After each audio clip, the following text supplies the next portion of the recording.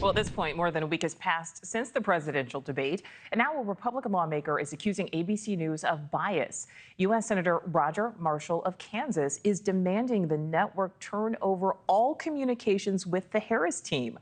Our Joe Khalil broke this story for NewsNation, and our partners at thehill.com joins me live from Capitol Hill. Joe, I know you just spoke with Senator Marshall moments ago. What does he have to say? Yeah, so what he says now, and he's actually sent a letter making this request, is that he wants to see all of the communication between ABC, the network, and the Harris campaign leading up to the days before the debate that happened on September 10th between Kamala Harris and Donald Trump. And where this comes from is this social media claim, which we should be very clear about now, does not have any substantial backing to it yet. We have seen no physical evidence proving this claim. It is simply a claim made on social media that there was some kind of coordination between ABC and the Harris campaign before the debate in the way of potentially sharing questions or implicit bias there. So what Senator Marshall now is asking is for ABC to release and for the Harris campaign to release all of those communications. And he points to moments in the debate where he says bias was very clear. For example, in the fact-checking, the idea that only Donald Trump was fact-checked, that Vice President Harris was not. He says there were some answers that Kamala Harris gave that seemed polished, that seemed maybe almost too polished. So that's the claim that Senator Marshall made. He also, in his letter, says here, and I'm going to quote from it, "The American people deserve transparency and accountability from mainstream media and a full accounting of whether ABC News coordinated with the Harris campaign to skew the debate's questions and fact-checking in favor of the vice president." Now, again, we have pressed Senator Marshall. We just talked to him moments ago on this letter and the reasoning behind it. This is a little bit of our exchange. Take a listen. You know, you've referenced the whistleblower claim.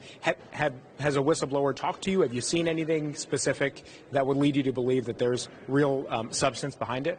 I think just her debate performance. Obviously, she had memorized several lines to answer these specific questions. Just the general appearance of her giving a canned answer, a very well rehearsed answer, as if she had those questions already given to her. Okay, but you haven't seen any letters, any communications that would lead you to believe this so far? That's correct.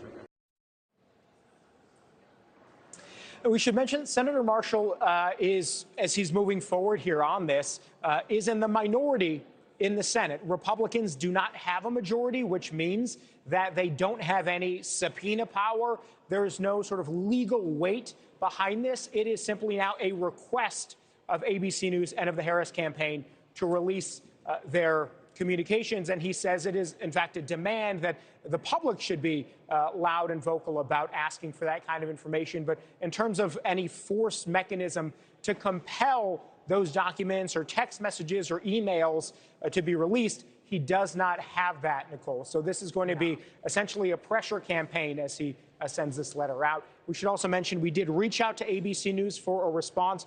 So far this morning, we have not gotten one back yet. So, Joe, we heard from the senator there. I mean, we know that the vice president is an attorney, so obviously, you know, she knows how to answer questions. But whether this is true or false, he certainly, you know, echoes the feelings of many Americans who agree with this. So is the senator doing this on his own, or are other Republicans joining him in this effort?